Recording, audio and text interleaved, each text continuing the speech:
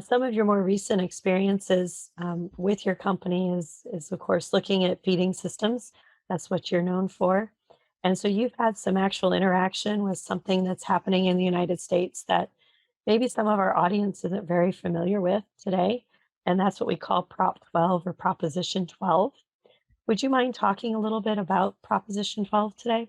Yes. And I'll start by saying, first of all, I'm not a lawyer. So some of the legal text, I may not do it justice, but I think from a slat level production understanding standpoint, I understand that pretty well. And I'll start by saying that Proposition 12 is formal name is the Prevention of Cruelty to Farm Animals Act, and it applies to breeding pigs, laying hens, and veal calves. It was passed by voter referendum in California in 2018, but for the swine industry and pork meat, set to take effect January 1 of 2022. This is probably the most important point, is that it applies to pork sold in California, regardless of its origin.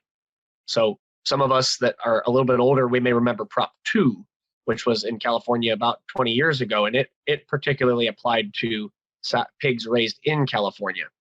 One of the big reasons why Proposition 12 is impacting our industry so much is it's being enforced upon anyone that produces pork for California consumption.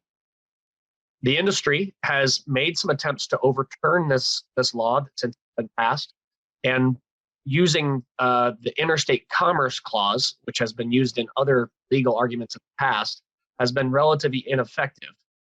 Basically, historically, one state hasn't been able to tell another state what to do outside of their jurisdiction.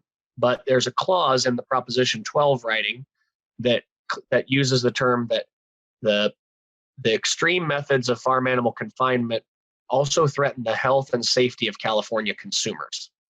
And that clause has been legally used to justify imposing regulations on production in other states for California consumers. And because of that, the industry is moving heavily in that direction to at least adapt a certain percentage of our production to be able to comply. Important details for Prop 12 as they pertain to the swine industry.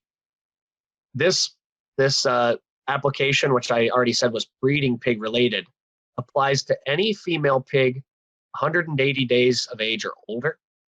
And each breeding female pig or sow must have at least 24 square feet of usable floor space.